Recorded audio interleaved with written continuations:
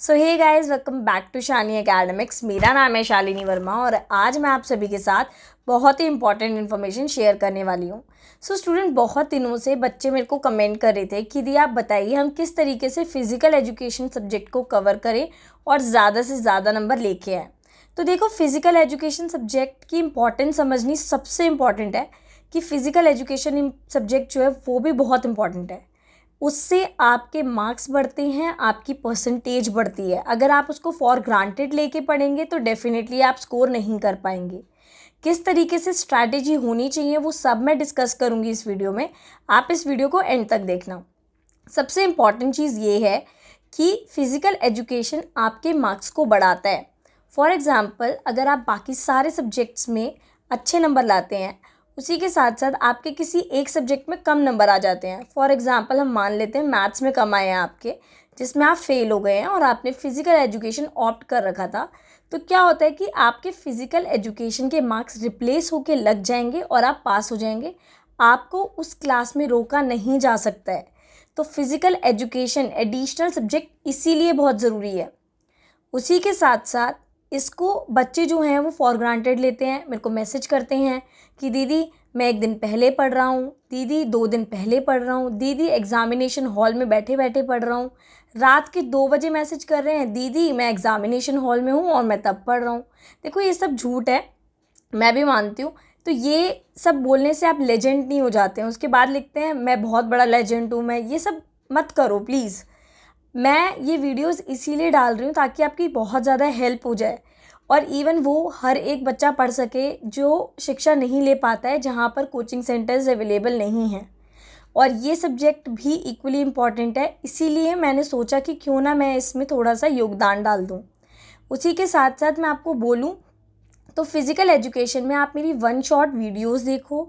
उसी के साथ साथ उसको जो क्वेश्चंस हैं इम्पॉर्टेंट, उनको लिख के प्रैक्टिस करो। इवन मैंने मोस्ट इम्पॉर्टेंट क्वेश्चंस की वीडियो भी डाली हुई है, उसको ज़रूर देखो बेटा। पक्का बहुत ज़्यादा हेल्प हो जाएगी अगर आप वो वीडियो देखोगे। आपको एक आइडिया लग जाएगा, अच्छा ये क्वेश्चंस आ सकते हैं, ऐसे आ सकते हैं। सेकेंड चीज़, आप सोच रहे हो चैप्टर पढ़ लोगे इज़ इनफ, नहीं। जब तक आप क्वेश्चंस की प्रैक्टिस ही नहीं करोगे, एमसीक्यू नहीं देखोगे, फिल इन द ब्लैंक्स नहीं देखोगे, तो कैसे होगा। तो यहाँ पर अभी कुछ मैंने पेपर्स देखे जिसमें बहुत सारे मार्क्स के तो आपके fill in the blanks, true false और रीजनिंग वाले क्वेश्चंस वो सब आए हुए थे। बल्कि बच्चे जो हैं वो छोड़ा है। क्यों छोड़ा है? बिकॉज उन्होंने बोला दीदी हमें नहीं समझ आया कि किस तरीके से है। मैंने कहा सेम वही तो तरीका था, लेकिन अगर आप 1-2 लेवल परसेंट प्रैक्टिस कर लेते आपकी कितनी अच्छी पकड़ हो जाती। लेकिन बच्चे क्या करते हैं ना, बच्चे प्रैक्टिस नहीं करते हैं। यहाँ पर मैं यही बोलूँगी, अपनी एक्सरसाइज की भी प्रैक्टिस करो। सब मिलेगा इस चैनल पे, एक्सरसाइजेज भी हैं, बुक एक्सरसाइजेज भी हैं, एमसीक्यू भी हैं। अगर आप खुद भी मतलब सुनते सुनते भी टिक लगा लो ना पॉज करके, बहुत अच्छी प्रैक्टिस हो जाएगी। लिखने की भी ज़रूरत नहीं पड़ेगी। लेकिन जो बड़े क्वेश्चंस हैं उनको लिखो, उनके मेन हेडिंग्स को लिखो। फॉर एग्ज़ाम्पल, आपका एक क्वेश्चन आता है योगा से रिलेटेड, जिसमें आपको योगा को डिफ़ाइन करना है, उसके एलिमेंट्स लिखने हैं। तो सबसे पहले आपको प्रॉपर डेफिनेशन पता होनी चाहिए योगा की। उसी से ही फिज़िकल एजुकेटर जो है वो इम्प्रेस होते हैं कि हाँ, इस बच्चे को नॉलेज है। और आप उसके एलिमेंट्स लिखते हैं सबसे पहले और उसके बाद उन्हें एक्सप्लेन करते हैं एक एक करके, तो टीचर और इम्प्रेस हो जाती है। मेन जो चीज़ होती है वो डेफिनेशन और उसके सिर्फ इम्पॉर्टेंट पॉइंट्स होते हैं। आप अंदर से अपनी लैंग्वेज में भी लिखेंगे, कुछ मतलब थोड़ा बहुत भी अपने एफर्ट्स डालोगे ना, टीचर को लगेगा कि हाँ, इसको चलो मेन चीज़ें पता है, एटलीस्ट बच्चा एफर्ट कर रहा है। अगर आपकी इतनी अच्छी इंग्लिश नहीं है तो मैं सब कुछ रटने के लिए नहीं बोल रही हूँ, बट डेफिनेशन और उसके जो की टर्म्स हैं, जो मेन हेडिंग्स होती हैं वो पढ़ लो। उसके बाद उसको अंडरलाइन करके उसके अंदर जो भी आपको समझ आता है वो लिखो और हर एक चीज़ को प्रॉपर अंडरलाइन करो, मेन वर्ड्स को अंडरलाइन करो।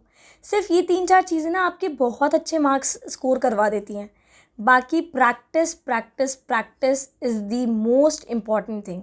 प्रैक्टिस करो, जितना ज़्यादा प्रैक्टिस करोगे उतनी ज़्यादा स्कोर कर पाओगे।